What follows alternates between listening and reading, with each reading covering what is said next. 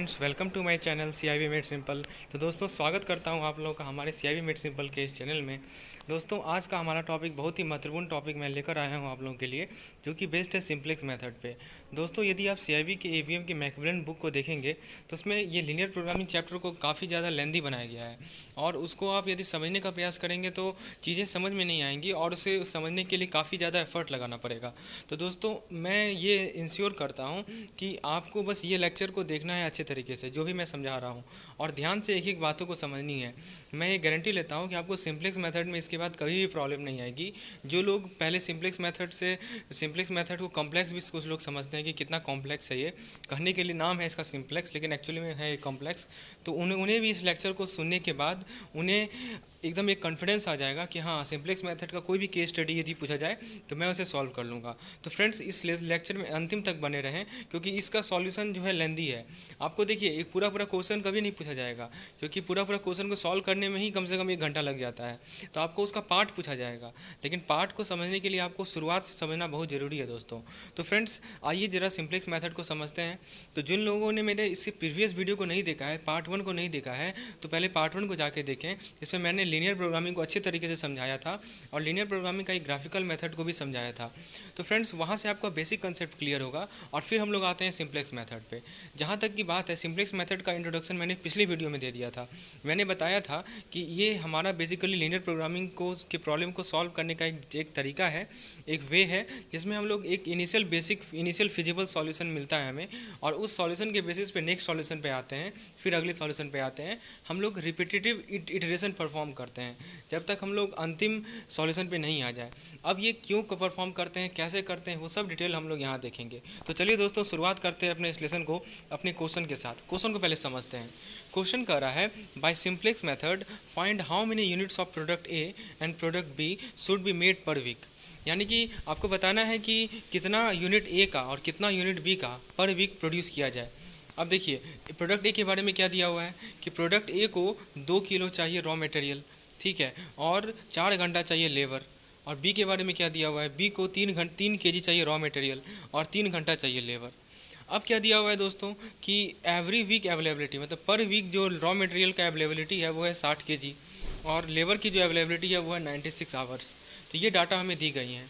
और क्या डाटा दी गई हैं दोस्तों, profit per unit of A and B is ₹40 and ₹36 respectively. यानी कि एक यूनिट यदि ए का प्रोड्यूस हो रहा है तो कितना का लाभ हो रहा है, हमें 40 रुपये का लाभ हो रहा है। बी के एक यूनिट के प्रोडक्शन पे कितना का लाभ हो रहा है, 36 रुपये का लाभ हो रहा है।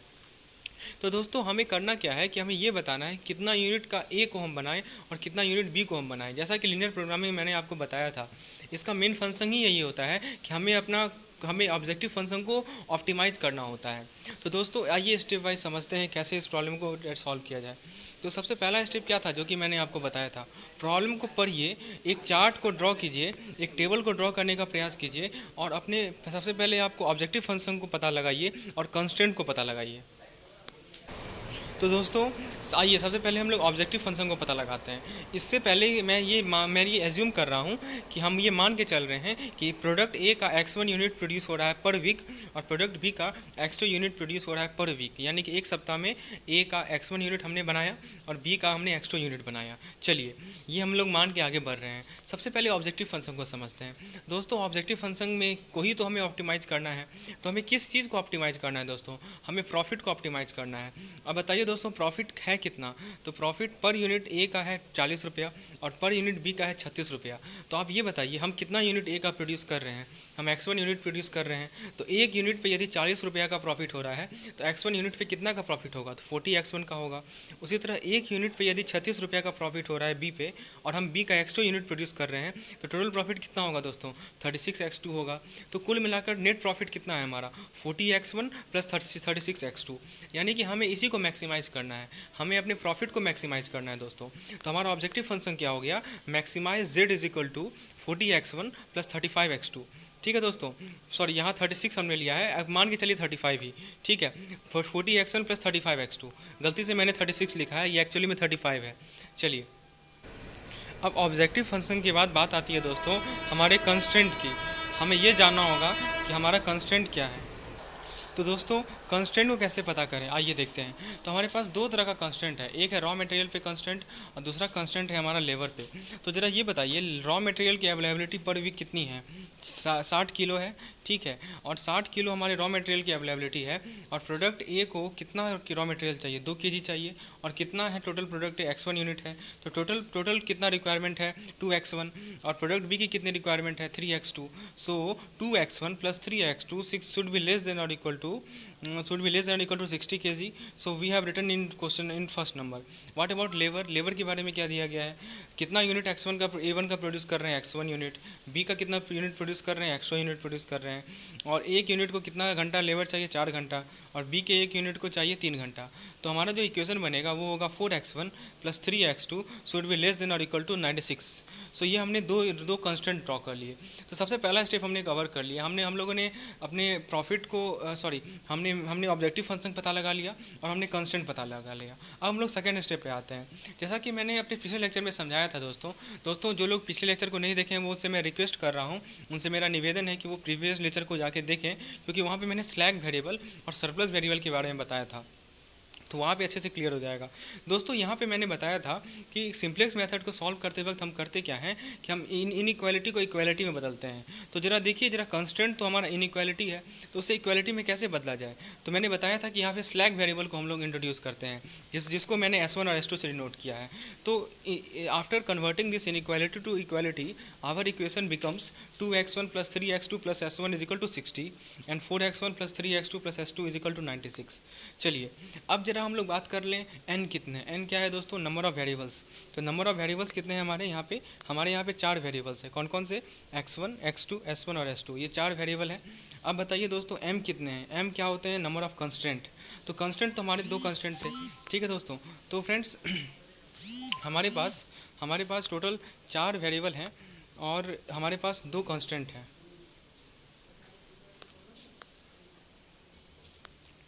तो फ्रेंड्स n का वैल्यू हम लोगों ने 4 लिया है जो कि हमारे नंबर ऑफ वेरिएबल्स हैं। m का वैल्यू हम लोगों ने 2 लिया है जो कि हमारी नंबर ऑफ कंस्टेंट हैं, ठीक है दोस्तों।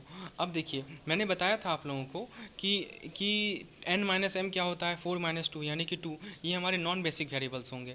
अब हमारा जो ऑब्जेक्टिव फंक्शन था उसमें कुछ मॉडिफिकेशन होगा। उसमें हम लोग स्लैग वेरिएबल को इंट्रोड्यूस करेंगे। तो कैसे इंट्रोड्यूस करेंगे? तो उसका कोएफिशिएंट क्या होगा? तो उसका कोएफिशिएंट हम लोग 0 लेंगे। तो after modifying our objective function, now it becomes maximize z is equal to 40x1 plus 35x2 plus 0s1 plus 0s2। तो ये हमारा नया ऑब्जेक्टिव फंक्शन हो गया, ठीक है दोस्तों। अब देखिए, मैंने बताया था कि सबसे पहले हम लोग बेसिक फिजिबल सॉल्यूशन को निकालते हैं। कैसे सॉल्यूशन निकालेंगे? तो सबसे पहले आप क्या कीजिए, सिंपली आप x1 को 0 पुट कर दीजिए, x2 को 0 पुट कर दीजिए, ये एक सॉल्यूशन ले लीजिए। अब जरा कीजिए, आप x1 को 0 x2 को 0 जरा पुट कीजिए। आप देखिए, यदि आप हमारे पास जो 2 इक्वेशन है यहाँ पे, उसमें x1 x2 को यदि 0 पुट करेंगे तो s1 कितना आएगा दोस्तों? 60 आएगा। s2 कितना आएगा दोस्तों? 96 आएगा। तो देखिए, मैंने लिखा है s1 को 60 लिखा है, s2 को 96 लिखा है। जरा आप इन सभी वैल्यू को हमारे ऑब्जेक्टिव फंक्शन में पुट कीजिए, तो क्या हो जाएगा? 40 into 0 plus 35 into 0 plus 0 into 60 plus 0 into 96, यानी कि अल्टीमेटली हमारा z 0 आ जाएगा। तो दोस्तों ये जो मैंने बॉक्स में लिखा है, ये इसे ही हम लोग कहते हैं फर्स्ट फिजिबल सॉल्यूशन। तो एक सॉल्यूशन हमें मिल चुका है दोस्तों। तो फ्रेंड्स अब हम लोग जरा देखते हैं कि मैंने बताया था सिंप्लेक्स मेथड में यही करना होता है। एक सॉल्यूशन जो मिला हमें, उसमें हम लोग इटरेट करते हैं, उसमें हम लोग और मॉडिफिकेशन करते हैं और नेक्स्ट सॉल्यूशन पे आते हैं, फिर उससे अगले सॉल्यूशन पे आते हैं। आइए समझते हैं आखिर ऐसा कैसे करते हैं। अब हमारी बात आती है टेबल फॉर्म की। टेबल फॉर्म को समझिए। देखिए, यहाँ पे हमारे रोज़ हैं और यहाँ पे हमारे कॉलम्स हैं। तो कॉलम्स में क्या क्या डिनोट किया गया उसे समझिए। पहला कॉलम है कोएफिशिएंट का कॉलम, दूसरा कॉलम है बेसिस का कॉलम, तीसरा कॉलम, चौथा कॉलम देखिए x1 x2 s1 s2 जो हमारी वेरिएबल्स थे वो थे। और पांचवा जो कॉलम, इसके बाद जो नेक्स्ट कॉलम है वो है बी आई का कॉलम। बी आई क्या है दोस्तों? बी आई जो हमारा इक्वालिटी का राइट हैंड साइड है, उसे हम लोग उसमें जो कांस्टेंट है उसे हम लोग बी आई कर रहे हैं, ठीक है दोस्तों। और सबसे लास्ट कॉलम को हम लोग कहते हैं रिप्लेसमेंट रेशियो कॉलम। ये कॉलम बहुत ही इंपॉर्टेंट कॉलम है। ये बेसिकली रेशियो होता है। तो किसका किसका रेशियो होता है दोस्तों? ये बी आई और ए आई जे का रेशियो होता है। बी आई तो आपको दिख रहा होगा, लेकिन ए आई जे क्या है वो हम लोग आगे समझेंगे। मैं अच्छे से समझाऊंगा ए आई जे क्या है दोस्तों। तो फिलहाल आपको कॉलम के बारे में समझ में आ गया। अब बात करते हैं रो की। तो देखिए दोस्तों रो बेसिकली तीन इंपॉर्टेंट रोज हैं। पहला जो रो है वो S1 का रो है, दूसरा जो रो है वो S2 का रो है, और तीसरा जो रो है वो हमारा CJ का रो है। अब जरा CJ क्या होता है दोस्तों, तो जरा आप ऑब्जेक्टिव फंक्शन को देखिए। ऑब्जेक्टिव फंक्शन क्या है दोस्तों, हमारा 40x1 + 35x2, ठीक है। तो इसका जो कोइफिशिएंट है उसे ही हम लोगों ने CJ में लिखा है। देखिए x1 के नीचे 40 लिखा है, x2 के नीचे 35 लिखा है, S1 के नीचे 0 लिखा है, S2 के नीचे 0 लिखा है। ये कहाँ से 0 0 आया, तो आप जरा इस ऑब्जेक्टिव फंक्शन को देखिए दोस्तों, उससे आपको क्लियर हो जाएगा। तो जो कोइफिशिएंट है हमारे ऑब्जेक्टिव फंक्शन का, उसे ही हमने CJ वाले कॉलम में रो में लिखा है। दोस्तों मैं आपसे रिक्वेस्ट करूंगा कि ये जो सिंप्लेक्स मेथड है, इसमें बहुत कुछ आती हैं, बहुत सारी चीज़ें हैं। तो इस लेक्चर को 2-3 बार देखिएगा तो आपको कंसेप्ट एकदम क्लियर हो जाएगा दोस्तों। तो फ्रेंड्स चलिए अब हम लोग जरा देखते हैं कि ये 2 3 1 0 आखिर क्या है। तो फ्रेंड्स आप जरा एक बार कंस्ट्रेंट को देखिए। कंस्ट्रेंट क्या था, कंस्ट्रेंट हमारा क्या इक्वेशन लिखा हमने, 2x1 + 3x2 + S1 = 60। तो देखिए वही तो हमने किया है। देखिए यहाँ पे मैंने लिखा है 2 3 1 0 60। उसी तरह देखिए दूसरा कंस्ट्रेंट क्या था, 4x1 + 3x2 + S2 = 96। तो वही देखिए हमने यहाँ लिखा है 4 3 0 1 = 96। तो उम्मीद है ये कंसेप्ट आपको क्लियर हो गया होगा। अब जरा आगे देखते हैं, अब आगे क्या है, जरा नीचे आइए दोस्तों। नीचे क्या है दोस्तों, ZJ एक नया टर्मिनोलॉजी आया है, और ZJ को हम लोगों ने क्या लिखा है, CJ। देखिए दोस्तों ZJ को समझिए, ZJ बेसिकली होता है समेसन ऑफ CJ × AJ। तो करना क्या है दोस्तों, समेसन है, यानी कि देखिए 0 × 2 + 0 × 3। देखिए ZJ यदि हमको x1 वाले कॉलम के लिए निकालना है तो कैसे निकालेंगे, समझने का प्रयास कीजिए। CJ क्या है, 0 है, तो 0 को 2 से मल्टीप्लाई कीजिए, फिर प्लस कीजिए, समेसन है दोस्तों, प्लस 0 × 4, तो कितना हो जाएगा, 0 हो जाएगा। यदि x2 वाले कॉलम के लिए ZJ का वैल्यू निकालना है तो क्या करेंगे, 0 × 3 + 0 × 3, ये भी 0 हो जाएगा। यदि S1 वाले कॉलम के लिए निकालना है तो फिर भी वही करेंगे, 0 × 1 + 0 × 0, और यदि हम S2 वाले कॉलम के लिए निकालना है तो भी वो 0 होगा। तो ZJ बेसिकली क्या है कि जो कोइफिशिएंट है उसे हमें एलिमेंट से मल्टीप्लाई कर रहे हैं, तो वो हमें ZJ दे देगा। अब हम लोगों ने ZJ निकाल लिया, हमें CJ पता है, तो एक डेल्टा J नाम का एक नया रो हमने बनाया जो कि बेसिकली होता है CJ - ZJ। तो CJ को ZJ से सब्ट्रैक्ट करेंगे, यानी कि 40 - 0, 35 - 0, 0 - 0 और ये 0 - 0। तो एक नया रो मिला हमें जिसमें 40 35 0 0 ये एलिमेंट्स हैं, और इस एलिमेंट्स को हम लोग शो कर रहे हैं ZJ के द्वारा। तो उम्मीद है दोस्तों इसका कंपोनेंट तो आपका समझ में आ गया होगा। अब जरा देखिए यहाँ पे क्या है, यहाँ पे क्या समझाया गया है कि जो हमने ZJ का वैल्यू लिखा, जो ZJ रो का वैल्यू है, वो क्या बताता है कि वो हमें ये बताता है कि यदि कॉलम हेड के द्वारा एक यूनिट, ठीक है, को हम लोग इंट्रोड्यूस करते हैं सॉल्यूशन में, तो डेल्टा J रो बताता है कि कितना इंक्रीज हो रहा है, कितना डिक्रीज हो रहा है हमारे ऑब्जेक्टिव फंक्शन में, ठीक है। It represents how much our objective function increases और decreases if one unit represented by column head is introduce in the current solution. चलिए ये था ZJ का ZJ का इंटरप्रिटेशन। अब बात आती है कि सिंप्लेक्स टेबल क्या बताता है हमें। तो सिंप्लेक्स टेबल हमें करंट सॉल्यूशन बताता है कि वो ऑप्टिमल है या नहीं। अब प्रश्न उठता है कि कैसे समझें कि हमारा जो सॉल्यूशन आया उस टेबल से, ये सिंप्लेक्स टेबल से, वो ऑप्टिमल है या नहीं। तो उसके लिए देखिए दोस्तों, उसके लिए ये बहुत इंपॉर्टेंट चीज़ मैं समझा रहा हूँ। यदि डेल्टा J रो का सारा का सारा एलिमेंट्स का वैल्यू नेगेटिव है या 0 है, ठीक है, तब हम समझेंगे कि हमने ऑप्टिमम सॉल्यूशन को रीच कर लिया। देखिए नेगेटिव और 0 किस केस में, जब LP हो मैक्सिमाइजेशन वाला, और यदि LP यानी कि लीनियर प्रोग्रामिंग हमारा मिनिमाइजेशन का है, तो उस केस में हमारा पॉजिटिव और 0 होना चाहिए। ध्यान दीजिएगा दोस्तों, आपसे जो केस स्टडी पूछा जाएगा वो पूरा का पूरा केस स्टडी नहीं रहेगा, उसमें यही सब चीज़ पूछा जाएगा कि आप बताइए क्या ये ऑप्टिमम रीच हुआ है। तो कैसे पहचानिएगा ऑप्टिमम रीच हुआ या नहीं, तो आप पहले देखिए कि मैक्सिमाइजेशन का प्रॉब्लम है या मिनिमाइजेशन का है। यदि मैक्सिमाइजेशन का है तो यदि डेल्टा J का जो रो का वैल्यू, जितने भी एलिमेंट्स हैं डेल्टा J वाले रो में, आप देख सकते हैं डेल्टा J वाला रो हमारा सबसे नीचे वाला रो है, इसके जितने भी एलिमेंट्स हैं, यदि सारे के सारे एलिमेंट्स नेगेटिव हों या 0 हों, किस केस में, मैक्सिमाइजेशन वाले केस में, तो आप समझ जाइए हमें आगे इटरेशन परफॉर्म करने की कोई आवश्यकता नहीं है। और यदि हमारा प्रॉब्लम मिनिमाइजेशन का है, जो लीनियर प्रोग्रामिंग का प्रॉब्लम मिनिमाइजेशन का है, और डेल्टा J का सारा एलिमेंट्स पॉजिटिव है या 0 है, तो आप समझ जाइए कि हम ऑप्टिमम को रीच कर चुके हैं। ये दो चीज़ आप लोग ध्यान रखेंगे, बहुत इंपॉर्टेंट चीज़ है। चलिए आगे देखते हैं। हमारा जो ये करंट प्रॉब्लम है, जो ये क्वेश्चन है, वो बेसिकली हमारा मैक्सिमाइजेशन का है, ठीक है दोस्तों, मैक्सिमाइजेशन का प्रॉब्लम है, और हमने डेल्टा J को भी फाइंड आउट कर लिया है। देख सकते हैं डेल्टा J का जो एलिमेंट है वो है 40 35 0 0, ठीक है दोस्तों। तो ये जो क्वेश्चन है वो हमारा मैक्सिमाइजेशन का है। अब हमें क्या करना है कि डेल्टा J का सबसे जो हाईएस्ट पॉजिटिव वैल्यू है उसे सेलेक्ट करना है, ठीक है। और ध्यान दीजिएगा दोस्तों, जो highest positive value delta J का हम लोगों ने सेलेक्ट किया, और उसका उसी सेलेक्टेड कॉलम को हम लोग की कॉलम कहेंगे। ध्यान दीजिएगा दोस्तों, की कॉलम किसे कहते हैं। जैसे एग्जांपल देखिए यहाँ पे, जरा देखिए तो दोस्तों, डेल्टा जे का क्या क्या एलिमेंट है, 40 है, 35 है, 0 है, 0 है। तो क्या ये हमारा ऑप्टिमम सॉल्यूशन रीच हुआ है या नहीं हुआ है, आप ये बताइए। अभी बिल्कुल नहीं रीच हुआ है ऑप्टिमम सॉल्यूशन। क्यों? क्योंकि ये प्रॉब्लम हमारा मैक्सिमाइजेशन का है, और एज़ पर रूल मैक्सिमाइजेशन वाले केस में जब तक हमारा डेल्टा जे नेगेटिव या जीरो नहीं हो जाए, सारे के सारे एलिमेंट नेगेटिव या जीरो नहीं हो जाए, तब तक हम लोग ऑप्टिमम सॉल्यूशन को नहीं रीच किए हैं। तो यहाँ देख सकते हैं पॉजिटिव एलिमेंट्स हैं। तो कहने का मतलब हमने ऑप्टिमम सॉल्यूशन को नहीं रीच किया है, हमें अगला स्टेप पे जाना है। ठीक है दोस्तों, अब ये प्रश्न उठता है कि अगला स्टेप पे तो जाएंगे जरूर, तो किसे हम लोग की कॉलम कंसीडर करेंगे। तो मैंने क्या बताया, जो पॉजिटिव सबसे हाईएस्ट एलिमेंट है उसे हम लोग की कॉलम कंसीडर करते हैं। तो इस केस में यहाँ 40 को देखिए, 40 सबसे हाईएस्ट एलिमेंट है, तो 40 का जो कॉलम है वो हमारा क्या होगा दोस्तों, की कॉलम होगा। ये समझ में आ गया होगा। ये 40 से लेके x1 वाला जो कॉलम है वो हमारा क्या है दोस्तों, की कॉलम है। अब देखिए क्या लिखा हुआ है, ठीक है। और जो वेरिएबल होता है कॉलम हेड में उसे इनकमिंग वेरिएबल कहते हैं। तो ज़रा बताइए दोस्तों, की कॉलम कौन सा है हमारा, 40 वाला कॉलम की कॉलम है, और उसमें कौन सा वेरिएबल है, x1 वेरिएबल है। तो x1 को क्या क्या क्या कहा जाता है, इनकमिंग वेरिएबल। आप देख सकते हैं x1 को मैंने इनसर्कल किया है और एक एरो से शो किया है। तो x1 हमारा क्या है दोस्तों, इनकमिंग वेरिएबल है।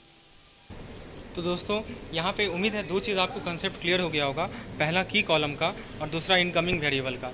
ठीक है दोस्तों, अब इनकमिंग वेरिएबल यहाँ पे हमारा क्या है, x1 है। दोस्तों अब जरा आते हैं हम लोग रिप्लेसमेंट रेशियो कॉलम में, जो सबसे लास्ट कॉलम था उसे समझते हैं। तो देखिए दोस्तों, उसका जो डिनोमिनेटर है वो AIJ क्या है वो समझते हैं। बेसिकली हम लोगों ने जो की कॉलम पता किया और की कॉलम में जो एलिमेंट्स हैं वही हमारे AIJ हैं। अब जरा देखिए, थीटा आई का फॉर्मूला क्या है, BI/AIJ है। तो BI क्या है दोस्तों, BI तो 60 और 96 है। तो 60 को हमने किससे डिवाइड किया, 60 को हमने AIJ से डिवाइड किया। AIJ क्या है, AIJ है हमारा की कॉलम का कोएफिशिएंट, की कॉलम का टर्म। तो 60 के कॉरस्पॉन्डिंग कौन सा एलिमेंट है, 2 है, तो 60 डिवाइडेड बाई 2 यानी कि 30। उसी तरह आ जाइए सेकंड वाले रो में, तो सेकंड वाले रो का BI कितना है, 96, और 96 के कॉरस्पॉन्डिंग जो की कॉलम का एलिमेंट है वो क्या है, 4 है। तो 96/4 कितना हो जाएगा, 24। तो इस प्रकार से हम लोगों ने रिप्लेसमेंट रेशियो कॉलम को निकाल लिया। ठीक है दोस्तों, उम्मीद है ये कंसेप्ट क्लियर हो गया होगा। यानी कि हमें करना क्या है, की कॉलम को पहले पता लगाना है, की कॉलम पता लग गया, उसके एलिमेंट को हमें डिनोमिनेटर में लिखना है और नंबरेटर में BI को लिखना है, और इस प्रकार से हमें रिप्लेसमेंट रेशियो कॉलम का कोएफिशिएंट मिल जाएगा दोस्तों। अब देखिए दोस्तों, रिप्लेसमेंट रेशियो कॉलम को हम लोगों ने पता लगा लिया, और इस कॉलम में हम लोग क्या करते हैं कि जो मिनिमम पॉजिटिव वैल्यू है उसे सेलेक्ट करते हैं। ध्यान दीजिएगा, की कॉलम निकालने के लिए मैक्सिमम पॉजिटिव वैल्यू ZJ का लेते थे, लेकिन इस केस में हम लोग मिनिमम पॉजिटिव वैल्यू ले रहे हैं। ठीक है दोस्तों, तो फ्रेंड्स यहाँ पे क्या करेंगे, हम लोग मिनिमम पॉजिटिव वैल्यू को लेंगे, रिप्लेसमेंट रेशियो कॉलम का जो मिनिमम पॉजिटिव वैल्यू होगा, और जो रो वही उसी रो को हम लोग कहते हैं की रो, और उसके जो वेरिएबल होंगे उसे हम लोग कहेंगे आउटगोइंग वेरिएबल। ठीक है, तो फ्रेंड्स ज़रा बताइए रिप्लेसमेंट रेशियो कॉलम का क्या क्या एलिमेंट्स हैं। एक है 30 और एक है 24। तो 30 और 24 में से मिनिमम कौन सा है, तो मिनिमम है 24। तो 24 जो है हमारा, 24 वाला जो रो है वो हमारा की रो कहलाएगा। ठीक है दोस्तों, तो 24 वाला रो की रो कहलाएगा, और उसमें वेरिएबल कौन सा है, तो वेरिएबल है हमारा S2। तो S2 जो है वो हमारा आउटगोइंग वेरिएबल कहलाएगा। तो दोस्तों यहाँ पे देखिए एरो से मैंने समझाया है, x1 था हमारा इनकमिंग वेरिएबल और S2 है हमारा आउटगोइंग वेरिएबल। यानी कि कुल मिलाकर हम कह सकते हैं कि जो इनकमिंग वेरिएबल है वो आउटगोइंग वेरिएबल को रिप्लेस करेगा। That means x1 will replace S2 in this question. ठीक है, तो ये चार चीज़ हम लोगों ने सीखा यहाँ से। सबसे पहला चीज़ था की कॉलम क्या होता है, उसके बाद हम लोगों ने देखा इनकमिंग वेरिएबल क्या होता है, उसके बाद देखा हमने की रो क्या होता है, और फाइनली हमने देखा आउटगोइंग वेरिएबल क्या होता है। अब पांचवा चीज़ जो हमें समझना है वो है की एलिमेंट। तो फ्रेंड्स आपने की रो पता लगा लिया, आपने की कॉलम पता लगा लिया, तो जो एलिमेंट जहाँ पे की रो और की कॉलम इंटरसेक्ट करते हैं वो उसी एलिमेंट को हम लोग कहते हैं की एलिमेंट। तो फ्रेंड्स यहाँ पे बताइए की एलिमेंट कौन सा है। तो इस केस में जो की एलिमेंट है वो है हमारा 4। ठीक है दोस्तों, क्यों 4 की एलिमेंट है, क्योंकि देखिए 4 जो है वो x1 और S2 का इंटरसेक्शन है दोस्तों। तो 4 हमारा की एलिमेंट है। चलिए, उम्मीद है यहाँ तक आपको क्लियर हो गया होगा सारा कॉन्सेप्ट। अब क्या करना है दोस्तों, अब हमें कुछ मैथमेटिकल ऑपरेशन परफॉर्म करनी है। अब क्या करना है कि now the key element is converted to unity. जो की एलिमेंट है उसे मुझे 1 बनाना है दोस्तों, यानी कि इस 4 को हमें 1 बनाना है। ठीक है, कैसे बनाएंगे 4 को 1, तो ऑब्वियस सी बात है इस 4 को यदि हम 1 बनाना चाह रहे हैं, जो लोग मैट्रिसेस के बारे में जानते होंगे, जो लोग डिटर्मिनेंट के बारे में जानते होंगे, उन्हें पता होगा इस 4 को यदि मुझे 1 बनाना है तो इसे हमें 1/4 से मल्टीप्लाई करना होगा। तो केवल ऐसा तो है नहीं कि केवल 4 को खाली मल्टीप्लाई कर दिए। यदि इसको मल्टीप्लाई करेंगे तो इस रो के जितने भी एलिमेंट हैं सबको मुझे 1/4 से मल्टीप्लाई करना होगा। तो 3 को भी करना होगा, 0 को भी करना होगा, 1 को भी करना होगा, 96 को भी करना होगा और 24 को भी करना होगा।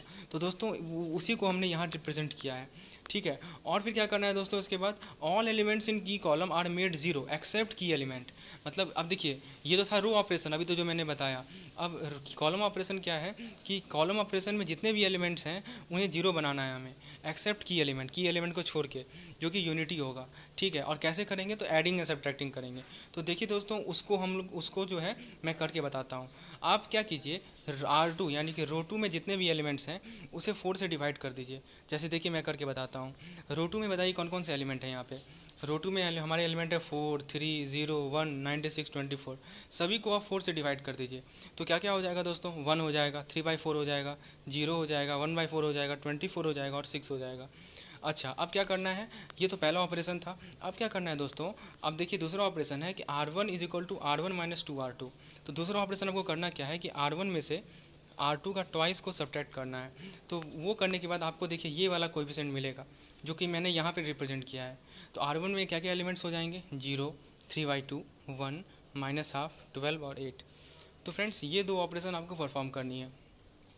इससे फ़ायदा क्या हुआ, इससे फ़ायदा ये हुआ कि जो हमारा की एलिमेंट था वो यूनिटी हो गया और की एलिमेंट को छोड़ के जो भी हमारा की कॉलम में एलिमेंट था वो 0 हो गया, जैसा कि आप देख सकते हैं।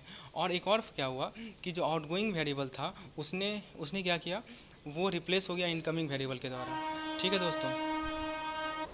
तो इतना ये सब काम करने के बाद आप देखिए हमारे पास नया टेबल बन चुका है सिंप्लेक्स टेबल का, जिसमें सब कुछ वैसा ही है। CJ है, बेसिस है, X1 S2 S1 S2 B2 B1, आप सबको देख सकते हैं। बस अंतर क्या है कि हमारा जो बेसिस का जो रो है उसमें S1 आ गया और X1 आ गया दोस्तों। और फिर CJ वही हमारा 40 35 0 0 और Z से हमने क्या किया, CJ इंटू AIJ, यानी कि देखिए 0 into 0 plus 40 into 1, 0 into 3/2 plus 40 into 3/4, और वैसे करके हम लोगों ने ZJ निकाला। और फिर डेल्टा J कैसे निकाला हमने, CJ माइनस ZJ किया। अब फिर से वही काम करेंगे हम लोग। फिर से क्या करेंगे दोस्तों, हम पहले ZJ को देखेंगे। ZJ क्या मैक्सिमाइजेशन का प्रॉब्लम है ना, मैक्सिमाइजेशन में मैंने क्या बताया था कि ZJ का सारा एलिमेंट या तो नेगेटिव हो या 0 हो, जो कि नहीं है यहाँ पे। 5 जो है पॉजिटिव है, तो जो मैक्सिमम पॉजिटिव होता है उसे हम लोग की कॉलम कहते हैं। तो हमने की कॉलम को आइडेंटिफाई कर लिया। अब की कॉलम को आइडेंटिफाई करने के बाद क्या करेंगे हम लोग, BI का जो एलिमेंट है उससे डिवाइड करेंगे 3/2 को, यानी कि 12 को डिवाइड करेंगे 3/2 को, तो हमें थीटा i मिलेगा 8। और फिर क्या करेंगे, 24 को डिवाइड करेंगे 3/4 से, तो हमें थीटा i मिलेगा 32। तो इस तरह से हम लोगों ने थीटा i डिटरमाइन कर लिया। अब थीटा i को डिटरमाइन करने के बाद अब बात आती है की रो को डिसाइड करने की। तो की रो के बारे में मैंने बताया था, जो मिनिमम होता है वो हमारा की रो होता है, यानी कि 8 हमारा की रो हो गया। फिर से हमारा वही काम, की एलिमेंट और की रो जहाँ इंटरसेक्ट करेगा वो हमारा की एलिमेंट होता है। तो की एलिमेंट है हमारा 3/2, तो 3/2 को हमें यूनिटी बनाना है। कैसे बनाएंगे 3/2 को यूनिटी, फिर से 3/2 को मल्टीप्लाई करेंगे, यानी कि 3/2 के रो के जितने भी एलिमेंट्स हैं सभी को 3/2 से डिवाइड करेंगे हम लोग। ऐसा करने के बाद जो हमारा नया बनेगा, ठीक है दोस्तों। अब देखिए यहाँ सेकंड फिजिबल सॉल्यूशन को ज़रा समझिए, ये सॉल्यूशन कहाँ से आया। देखिए दोस्तों सेकंड फिजिबल सॉल्यूशन में हमें x1 कितना मिल रहा है, 24 मिल रहा है। ये 24 कहाँ से है दोस्तों, ये देख सकते हैं आप, x1 हमारा 24 वैल्यू है और हमारा जो x2 मिल रहा है वो 0 मिल रहा है। और S1 कितना मिल रहा है दोस्तों, S1 मिल रहा है 12। आप देखिए S1 के सामने 12 लिखा हुआ है, x1 के सामने 24 लिखा हुआ है, और रेस्ट दो वेरिएबल्स वो हमारे 0 हैं। तो ये हमारा सेकंड फिजिबल सॉल्यूशन है, ठीक है। और इसके लिए हम लोगों ने जो ऑपरेशन परफॉर्म किया है वो है R1 is equal to R1 into 2/3 और R2 is equal to R2 minus 3/4 R1। दोस्तों CIB के एग्जामिनेशन में आपको करने के लिए नहीं बोलेगा, लेकिन आपको समझ में आना चाहिए कि आखिर क्या ऑपरेशन हो रहा है दोस्तों। अभी तक हमें फिजिबल सॉल्यूशन नहीं मिला, हम एक और इटरेशन परफॉर्म करेंगे, सेम स्टेप है, सब कुछ वही है। लेकिन अब क्या हुआ दोस्तों, अब आप जरा थीटा जे को देखिए, थीटा जे का एलिमेंट नेगेटिव और 0 ही है, यानी कि हमारा जो मेन एम था कि फिजिबल सॉल्यूशन को अटेंड करना वो हम अटेंड कर चुके हैं। और जो कॉरस्पॉन्डिंग हमारे x1 का वैल्यू मिला और x2 का वैल्यू मिला वो देखिए, x1 हमें मिला 18, ठीक है दोस्तों, और x2 हमें मिला 8। और यहाँ पे ये एक्चुअल में 15 नहीं है, वो 18 है, आप कैलकुलेशन करके देखेंगे तो 18 आएगा। और S1 S2 कितना है दोस्तों, 0। तो इस x1 और x2 को आप पुट कीजिए Z वाले फॉर्मूला में, तो आपको Z मिल जाएगा 21,000। तो फ्रेंड्स ये जो हमारा सिंस डेल्टा J नेगेटिव 0 और नेगेटिव है, तो हम ऑप्टिमम सॉल्यूशन को रीच कर चुके हैं। तो यही है हमारा फाइनल सॉल्यूशन, z = 21,000। तो इस सॉल्यूशन को रीच करने के लिए हमें कुछ स्टेप करनी होती हैं, जो कि मैंने आपको समझाया। एक बार मैं फिर से रिकॉल कर दूं जो मेन पॉइंट है स्टेप वाइज। सबसे पहला स्टेप क्या किया था हमने, एक बार रिकॉल कीजिए आप। सबसे पहला स्टेप है कि आपको ऑब्जेक्टिव फंक्शन डिसाइड करना है और कंस्ट्रेंट डिसाइड करना है। उसके बाद क्या करना है दोस्तों, स्लैक वेरिएबल को इंट्रोड्यूस करना है। उसके बाद क्या करना है, सिंप्लेक्स टेबल को बनाना है। सिंप्लेक्स टेबल को बनाने के बाद की रो, की column, incoming variable, outgoing variable, की एलिमेंट, ये सब पता लगाना है, जो कि मैंने अच्छे से एक्सप्लेन किया है इस लेसन में। उसके बाद आपको देखना है कि क्या थीटा जे का वैल्यू डेल्टा जे का वैल्यू नेगेटिव है या जीरो है। यदि है तो फिर रुक जाइए वहीं पे, यदि नहीं है तो और आगे बढ़िए, फिर से वही ऑपरेशन कीजिए, रो ऑपरेशन, कॉलम ऑपरेशन, ऐसे करते जाइए जब तक आपका जो फाइनल थीटा डेल्टा जे का वैल्यू है वो नेगेटिव या जीरो नहीं हो जाए। तो दोस्तों मैंने अपने तरीके से समझाने का अच्छा प्रयास किया है। उम्मीद है आपको चीज़ें समझ में आई होंगी। जो चीज़ आपको नहीं समझ में आई है उसे कमेंट सेक्शन में लिखिए। मैं और भी लेसन लेकर आऊँगा आप लोगों के लिए इस लीनियर प्रोग्रामिंग पे बेस्ड। हमें ये इंश्योर करना है कि आपका क्वेश्चन नहीं छूटे जो एग्जाम में पूछा जाएगा। ठीक है दोस्तों, एग्जाम में बस शॉर्ट पूछा जाएगा, इतना लंबा चौड़ा नहीं पूछा जाता है। बस आपसे पूछा जाएगा ये एलिमेंट बताओ, ये एलिमेंट बताओ। तो ये समझ में तो आना चाहिए कि आखिर एलिमेंट आ कहाँ से रहा है। तो फ्रेंड्स, मैं आप लोगों के लिए और भी केस स्टडी लेकर आऊँगा लीनियर प्रोग्रामिंग पे, और भी जो भी आप कहेंगे वैसा। तो इस लेसन को लाइक करें, चैनल को सब्सक्राइब करें। धन्यवाद।